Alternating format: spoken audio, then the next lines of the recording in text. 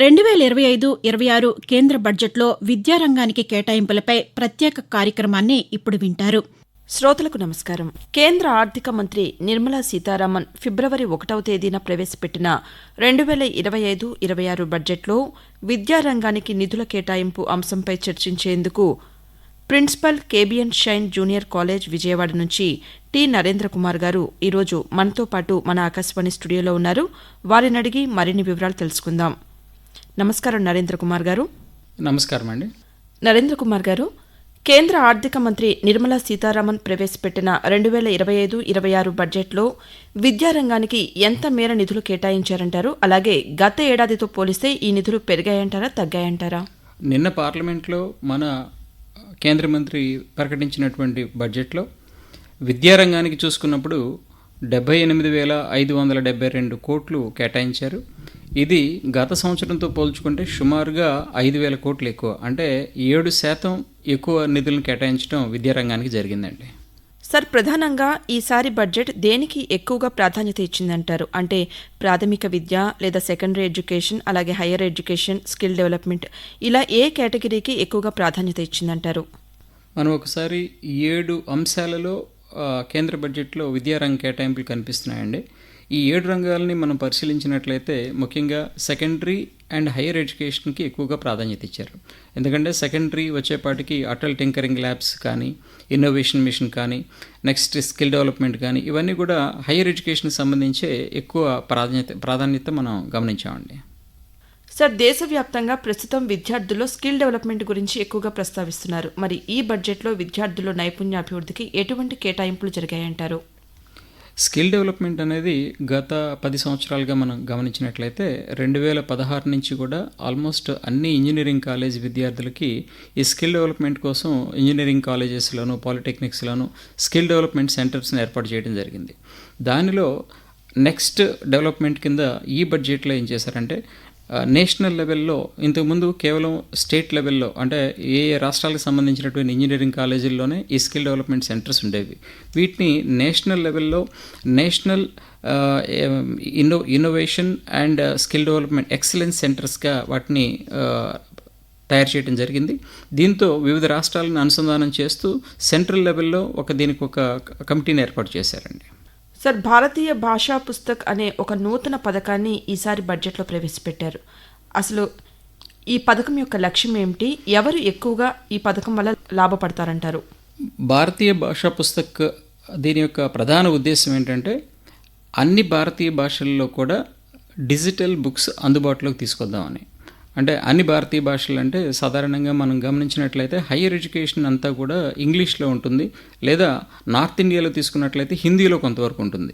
కానీ ప్రాంతీయ భాషలు అనేటువంటి తెలుగు, తమిళ, కన్నడ ఇలాంటి భాషల్లో మనకి హయ్యర్ ఎడ్యుకేషన్ బుక్స్ అనేవి, ముఖ్యంగా మెడిసిన్, ఇంజనీరింగ్ బుక్స్ అనేవి అందుబాటులో లేవు.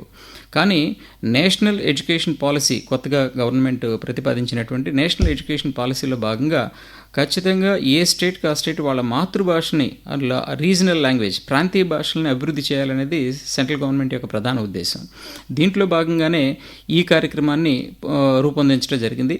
ఈ భాషా పుస్తక్ అనేది డిజిటల్ లైబ్రరీ లాగా, డిజిటల్ ఫామ్లో అన్ని భారతీయ భాషల్లో హయ్యర్ ఎడ్యుకేషన్లో బుక్స్ అందుబాటులో ఉన్నప్పుడు ముఖ్యంగా గ్రామీణ ప్రాంత పిల్లలు దీనివలన బాగా బెనిఫిట్ అవుతారు. ఎందుకంటే గ్రామీణ ప్రాంత పిల్లలు వాళ్ళు చదువుకునేది లోకల్ మీడియం స్కూల్స్లో చదువుకుంటారు. వాళ్ళకి ఖచ్చితంగా ఇంగ్లీష్లో అవగాహన తక్కువ ఉంటుంది, ఇంగ్లీష్, హిందీ మీద పట్టు ఉండకపోవచ్చు. కానీ వాళ్ళ సొంత భాష, ఫర్ ఎగ్జాంపుల్ ఒక అండర్ డెవలప్మెంట్ ఉన్నటువంటి ఏ స్టేట్ అయినా తీసుకున్నట్లయితే, మా పక్కనే ఉన్నటువంటి ఒరిస్సా, అక్కడ రూరల్ బ్యాక్గ్రౌండ్లో ఉన్నటువంటి పిల్లలందరికీ కూడా ఒరియా తెలుస్తుంది, కానీ ఇంగ్లీషు, హిందీ తెలియాల్సిన అవసరం లేదు. ఖచ్చితంగా దీన్ని పూర్తి స్థాయిలో ఇంప్లిమెంట్ చేస్తే మాత్రం గ్రామీణ ప్రాంతంలో ఉన్నటువంటి పిల్లలందరూ కూడా చాలా బాగా బెనిఫిట్ అవుతారని నా ఉద్దేశం. నరేంద్ర గారు, విద్యార్థుల్లో సృజనాత్మకతను పెంచడానికి పాఠశాల స్థాయిలో అటల్ టింకరింగ్ ల్యాబ్స్ను నెలకొల్పుతామని ఆర్థిక మంత్రి ప్రకటించారు కదా, మరి వీటి వల్ల కలిగే లాభం శ్రోతలకు తెలియచేయండి. ఇక్కడ అటల్ టింకరింగ్ ల్యాబ్స్ అనేవి ఆల్రెడీ మనకు అందుబాటులో ఉన్నాయండి. ఇవి అటల్ ఇన్నోవేషన్ మిషన్, AIM అనే స్కీమ్ కింద దాంట్లో ఒక భాగం అటల్ టింకరింగ్ ల్యాబ్ అనేది. ఈ అటల్ టింకరింగ్ ల్యాబ్లో ఏంటంటే పిల్లలు కేవలం బట్టి పట్టి చదవటం కాకుండా అంటే కొత్తగా ఆలోచించడం, క్రియేటివ్గా ఆలోచించడం, సృజనాత్మకత డెవలప్ చేసుకోవటం, అదేవిధంగా చిన్న చిన్న ప్రాజెక్ట్స్ చేయటం, భవిష్యత్తులో వాళ్ళు కూడా స్టార్టప్స్ని పెట్టేటువంటి స్థాయికి వాళ్ళ ఆలోచన విధానాన్ని తీసుకెళ్ళడం కోసం ఇమాజినరీ పవర్స్ కూడా పెంచడం కోసం ఉద్దేశించినటువంటిది ఈ అటల్ టింకరింగ్ ల్యాబ్ అనేది. ఆల్రెడీ మౌలిక సదుపాయాలు బాగా ఉన్నటువంటి కొన్ని సిబిఎస్ఈ స్కూల్స్లో, కొన్ని స్టేట్ లెవెల్లో ఉన్నటువంటి ఇన్ఫ్రాస్ట్రక్చర్ బాగా ఉన్నటువంటి స్కూల్స్లో అటల్ టింకరింగ్ ల్యాబ్లో పిల్లలు నమోదు చేసుకుంటున్నారు, బాగా వర్క్ చేస్తున్నారు. మనం కనుక 2023 నేషనల్ లెవెల్లో ఈ అటల్ టింకరింగ్ ల్యాబ్లో సెలెక్ట్ అయినటువంటి మొదటి 5 స్టేట్స్ తీసుకున్నట్లయితే దాంట్లో కర్ణాటక ఉంది, అదేవిధంగా రాజస్థాన్ ఉంది. అంటే ఒక స్టేట్ అని కాదండి, జమ్మూ అండ్ కాశ్మీర్లో జమ్మూ నుంచి ఉన్నారు. సో దేశవ్యాప్తంగా ఉన్నటువంటి అన్ని స్టేట్స్ నుంచి అటల్ టింకరింగ్ ల్యాబ్ వలన పిల్లలు లబ్ధి పొందుతున్నారండి. ఇప్పుడు ఏం చేస్తున్నారంటే దాదాపు వీటి యొక్క విస్తృతి పెంచుతున్నారు. దాదాపు 50,000 స్కూల్స్లో ఈ అటల్ టింకరింగ్ ల్యాబ్స్ని ఇన్స్టాల్ చేయాలని నిర్ణయించారనమాట. సో ఇది కొత్త ప్రోగ్రాం కాదు, ఉన్న ప్రోగ్రామ్ని ఇంకా పెద్ద ఎత్తున చేపట్టి అన్ని స్కూల్స్కి అందుబాటులో తీసుకొద్దాం అనేది గవర్నమెంట్ ఉద్దేశం కింద కనిపిస్తుందండి.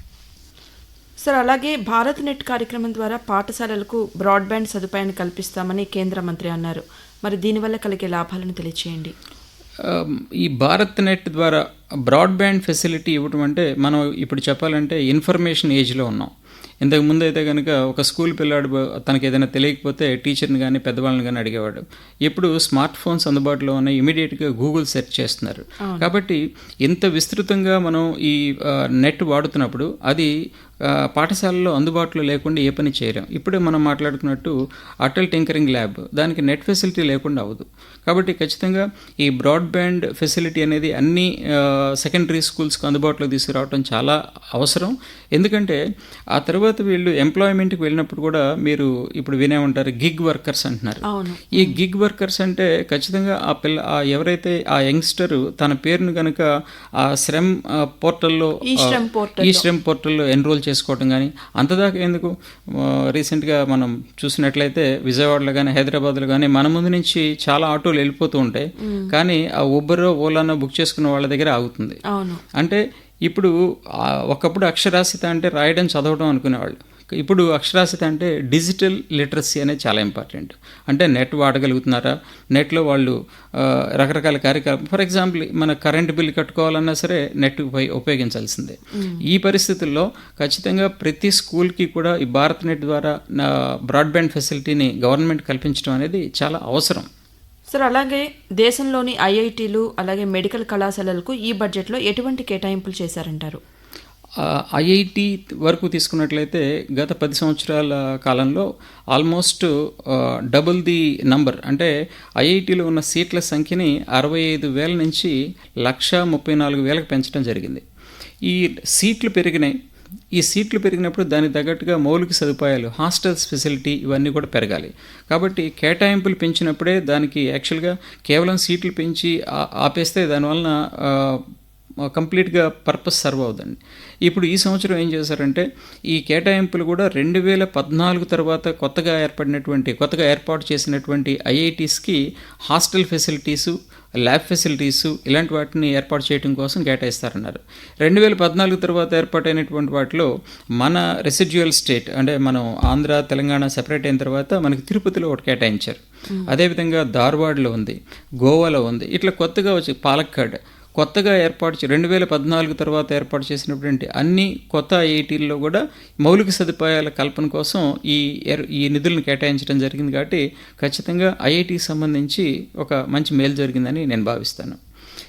అదేవిధంగా మెడిసిన్ తీసుకున్నప్పుడు కూడా మెడికల్ సీట్లు కూడా అంటే లాస్ట్ ఇయర్ 23 బడ్జెట్లోనే కొంత మెడికల్ మీద కాన్సన్ట్రేషన్ జరిగింది. దాంట్లో భాగంగానే మనకి కొత్తగా మెడికల్ కాలేజ్ లేనటువంటి ప్రతి జిల్లాకి ఒక మెడికల్ కాలేజ్ కేటాయించారు. ఇప్పుడేంటంటే మౌలిక సదుపాయాలు పెంచుకుంటూ హాస్టల్స్ అదేవిధంగా ల్యాబ్స్ని పెంచుకుంటూ దాంట్లో నంబర్ ఆఫ్ మెడికల్ సీట్లు కూడా పెంచుతున్నారు. ఇక్కడ ఒక టార్గెట్ కూడా మన మినిస్టర్ మీటింగ్లో మన స్పీచ్లో తెలిసింది ఏంటంటే నెక్స్ట్ ఇయర్కి 10,000 చొప్పున ఎవ్రీ ఇయర్ పెంచుకుంటూ పోతే వచ్చే 5 ఏళ్లలో దేశవ్యాప్తంగా 75,000 ఎక్కువ మెడికల్ సీట్లని అందుబాటులోకి తీసుకొస్తామని చెప్పారు. అదంతా కార్యరూపం దాలిస్తే ఖచ్చితంగా చాలా మంచి జరుగుతుందని నా అభిప్రాయం. అంటే సార్ లాస్ట్ ఇయర్ బడ్జెట్తో పోలిస్తే ఈసారి బడ్జెట్లో మెడికల్ కళాశాలలకు ఆశించినంత మేర నిధులు అందాయంటారా? ఈ సీట్లు పెంచుతున్నారు అన్నప్పుడు ఖచ్చితంగా దానికి ఎలొకేషన్ అనేది ఓవరాల్గా మనకి 78,572 కోట్లు అంటే ఏ విభాగానికి ఎంత అనేది డీటెయిల్స్ ఇంకా మనకు అందుబాటులోకి రాలేదండి. ఇలా వచ్చినప్పుడు మెడికల్కి ఎంత ఇస్తున్నారు, ఇంజనీరింగ్కి ఎంత ఇస్తున్నారు, స్కిల్ డెవలప్మెంట్కి ఎంత ఇస్తున్నారు అనేది సబ్సిక్వెంట్గా మనకి ఒక వారం 10 రోజుల్లో పూర్తి స్థాయి వివరాలు అందుతాయి మేడం. ఓకే సార్, గ్రామీణ ప్రాంతాల విద్యా అభివృద్ధికి ప్రత్యేక నిధులు కేటాయించారా ఈసారి బడ్జెట్లో? అలాగే పాఠశాలల మౌలిక సదుపాయాల అభివృద్ధికి ఎటువంటి చర్యలు తీసుకున్నారు తెలియచేయండి. గ్రామీణ ప్రాంతాలకు అంటే ప్రత్యేకంగా స్పెసిఫై చేయలేదండి ఈ బడ్జెట్లో. కాకపోతే ఈ భారత్ నెట్ పథకం కింద అన్ని గవర్నమెంట్ స్కూల్స్కి అదేవిధంగా ప్రైమరీ హెల్త్ సెంటర్స్కి బ్రాడ్బ్యాండ్ ఫెసిలిటీ అందుబాటులోకి తీసుకొస్తామన్నారు. ఇది ఒక గొప్ప చైతన్యం అని చెప్పి మనం భావించవచ్చు. అంతకుమించి ప్రత్యేకంగా ఇన్ఫ్రాస్ట్రక్చర్లో స్కూళ్ళల్లో ఉన్నటువంటి బెంచీలు, కుర్చీలు వీటి గురించి ప్రస్తుతానికి లేదు. బ్రాడ్బ్యాండ్ చేస్తున్నారంటే దానికి సంబంధించినటువంటి నెట్వర్క్ అంతా పెంచడం ఇలాంటివి జరుగుతాయి అనుకుంటున్నాను. నరేంద్ర కుమార్ గారు, ప్రస్తుతం ఇప్పుడు దేశంలో అంతా ఆర్టిఫిషియల్ ఇంటెలిజెన్స్ యొక్క వినియోగం అన్ని రంగాల్లో గణనీయంగా పెరుగుతోంది. మరి ఈ తరుణంలో దీనిపై విద్యార్థుల్లో నైపుణ్యాన్ని పెంచడానికి ఎటువంటి కేటాయింపులు జరిగాయంటారు? ఈ ఆర్టిఫిషియల్ ఇంటెలిజెన్స్ మనం తెలుగులో కృత్రిమ మేధ అంటుంటాం. ఈ ఆర్టిఫిషియల్ ఇంటెలిజెన్స్ని ఏ రంగాల్లో ఆల్రెడీ వాడుతున్నాం? లాస్ట్ ఇయర్ మనం 24 బడ్జెట్లో తీసుకున్నట్లయితే గవర్నమెంట్ 3 రంగాలను గుర్తించిందండి. ఒకటి అగ్రికల్చర్కి అనుసంధానం చేసింది. వ్యవసాయ రంగంలో రైతులు ఎదుర్కొంటున్న సమస్యలని పరిష్కరించడం కోసం ఏఐని ఎట్లా వాడచ్చు అనేది. రెండో రంగం గుర్తించిందంటే ప్రజారోగ్యంలో భాగంగా ప్రజలకు సంబంధించినటువంటి కంప్లీట్ హెల్త్ ప్రొఫైల్స్ అన్నీ ఆర్టిఫిషియల్ ఇంటెలిజెన్స్ ద్వారా క్రౌడీకరించడం అనేది. మూడోది సస్టైనబుల్ సిటీస్ అంటారు, అంటే సుస్థిర పట్టణాలు పూర్తి స్థాయి ఫెసిలిటీస్ అంటే రీసెంట్గా మనం ఏదైనా ఫ్లడ్స్ వచ్చినప్పుడు విజయవాడలో చూసాం. అదేవిధంగా మహానగరాలన్నింటిలో కూడా ఫ్లడ్స్ వచ్చినప్పుడు కొన్ని రోజుల పాటు, కొన్ని వారాల పాటు జనజీవనం స్తంభించిపోతుంది. ఈ ఆర్టిఫిషియల్ ఇంటెలిజెన్స్ను ఉపయోగించుకుని సుస్థిర పట్టణాల ఏర్పాటు, సస్టైనబుల్ సిటీస్ అని ఈ 3 అంశాల మీద గత బడ్జెట్లోనే కేటాయింపులు జరిగింది. ఈసారి ఏంటంటే 4వ రంగం దీని విస్తృతిని ఎడ్యుకేషన్ అంటే ఆర్టిఫిషియల్ ఇంటెలిజెన్స్ ఇన్ ఎడ్యుకేషన్ అని 4th వింగ్లోకి 4వ విభాగం ఈ విద్యారంగంలో ఆర్టిఫిషియల్ ఇంటెలిజెన్స్ని ఏ విధంగా ఉపయోగించవచ్చు అనే దాని మీద కొంత కేటాయింపులు జరిపి దీని మీద ఫోకస్ చేశారండి. విద్యారంగం మీద ప్రత్యేక శ్రద్ధ చూపిస్తున్నారు.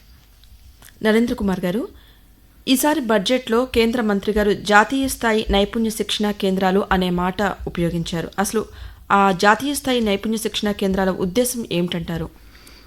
ఈ నైపుణ్య కేంద్రాలు అంటే స్కిల్ డెవలప్మెంట్ సెంటర్స్ అని అంటున్నాం ఇంగ్లీష్లో. ఇవి ఆల్రెడీ ఇంజనీరింగ్ కాలేజీల్లో మన రాష్ట్ర స్థాయిలో ఆల్రెడీ అందుబాటులో ఉన్నాయి. వాళ్ళే ముఖ్యంగా హ్యాకథాన్స్ అని కండక్ట్ చేసి 24 గంటల పాటు ఆ ఇంజనీరింగ్ పిల్లలందరూ ఒక అంశం మీద మాట్లాడుకుంటూ దానికి సంబంధించినటువంటి సైన్స్ అండ్ టెక్నాలజీ మంత్రులు కూడా అందుబాటులో ఉండి చాలా పెద్ద స్థాయిలో చేస్తున్నారు.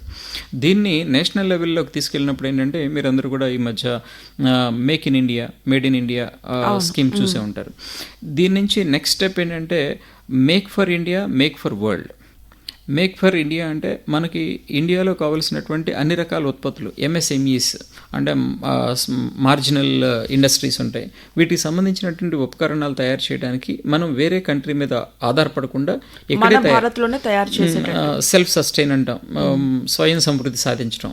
ఈ స్వయం సమృద్ధి సాధించడం కోసం ఈ స్కీమ్ని ఉపయోగించుకొని ముఖ్యంగా కొన్ని రంగాలు మనం ఆటోమొబైల్ రంగంలో తీసుకున్నట్లయితే బాగా సివియర్ షార్టేజ్ దేనికంటే చిప్స్కి అంటే సెమీ కండక్టర్స్ ప్రిపరేషన్కి మనం ఇబ్బంది పడుతున్నాం.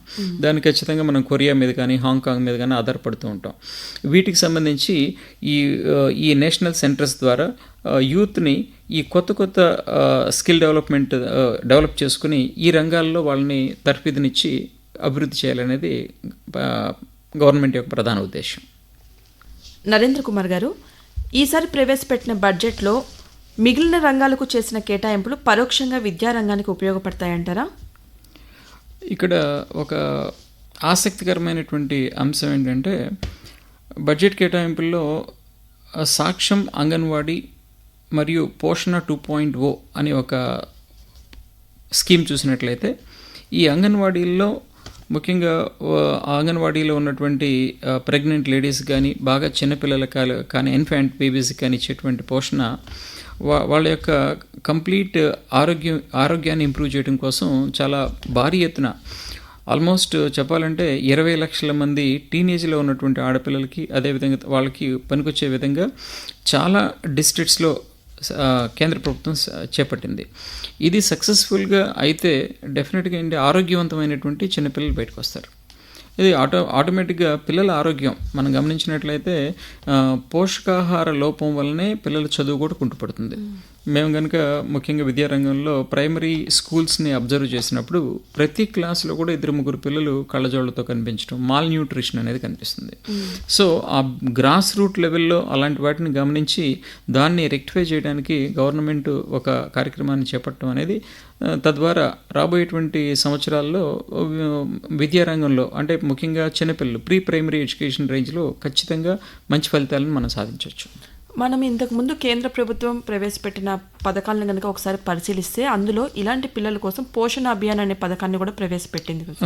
దాన్ని పెద్ద స్థాయిలో విస్తృతి చేస్తుంది. ఇప్పుడు ఏంటంటే కేవలం పోస్ట్ డెలివరీ కార్యక్రమాలు ఉండేవి.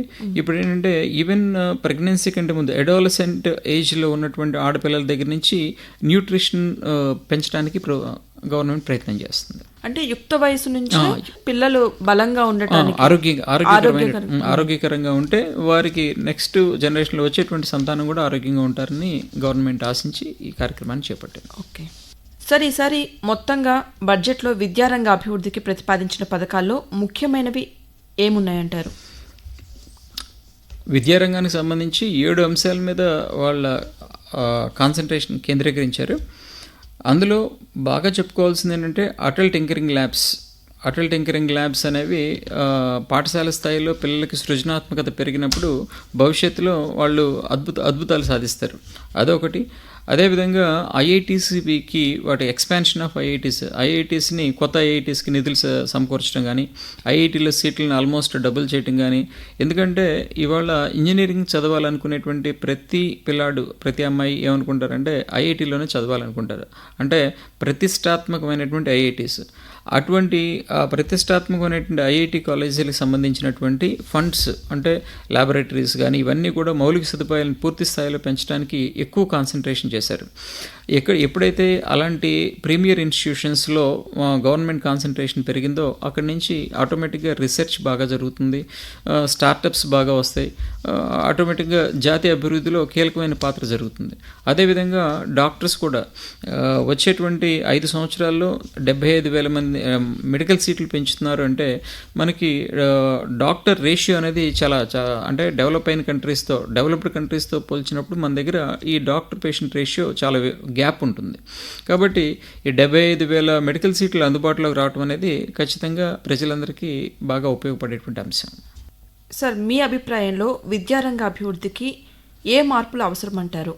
విద్యారంగ అభివృద్ధికి ఇప్పుడు చేస్తున్నటువంటి రీజనల్ లాంగ్వేజ్లో బుక్స్ పబ్లిష్ చేయటం, దీంతోపాటు డిఫరెంట్ స్టేట్ లెవెల్, సెంట్రల్ లెవెల్లో ఉన్నటువంటి కరిక్యులం గ్యాప్స్ని కూడా తగ్గించడానికి గవర్నమెంట్ ఒక ప్రయత్నం చేస్తే బాగుంటుంది. ముఖ్యంగా మన స్టేట్లో తీసుకున్నట్లయితే మన స్టేట్ బోర్డు సిలబస్కి అదేవిధంగా సెంట్రల్ సిలబస్ కొంత వేరియేషన్ ఉంది. ఒక ప్రయత్నం జరిగింది పూర్తి స్థాయిలో, ఎట్లా అంటే ఒక వన్ నేషన్ వన్ రేషన్ లాగా. అదేవిధంగా ఏ స్టేట్కి వెళ్ళినా అంటే ఒక ట్రాన్స్ఫర్ పరంగా ఒక పిల్లాడు ఒక స్టేట్ నుంచి ఇంకో స్టేట్కి వెళ్ళినప్పుడు కూడా ఇబ్బంది పడకుండా ఒకే రకమైనటువంటి క్లాస్ 11 అన్నప్పుడు ఏ స్టేట్కి వెళ్ళినా సిలబస్ మారకుండా ఉంటే కనుక పిల్లలు ఎక్కువగా బెనిఫిట్ అవుతారని నా ఉద్దేశం. కమింగ్ డేస్లో రాబోయే రోజుల్లో అయినా సరే ఈ అంశం మీద గవర్నమెంట్ దృష్టి కేంద్రీకరిస్తుందని భావిద్దాం. కేంద్ర ఆర్థిక మంత్రి ప్రవేశపెట్టిన 2025-26 బడ్జెట్లో విద్యారంగానికి చేసిన కేటాయింపులు అంశంపై ఎన్నో విషయాలు చాలా చక్కగా మా శ్రోతలకు తెలియజేశారు. ధన్యవాదాలు నరేంద్ర కుమార్ గారు. 2025-26 కేంద్ర బడ్జెట్లో విద్యారంగానికి కేటాయింపులపై ప్రత్యేక కార్యక్రమాన్ని ఇప్పటి వరకు విన్నారు. అతిథి T Narendra Kumar, KBN Shine junior కళాశాల ప్రధానోపాధ్యాయులు. వ్యాఖ్యాత కనపర్తి రాణి. సమర్పణ ప్రాంతీయ వార్తా విభాగం, ఆకాశవాణి విజయవాడ కేంద్రం.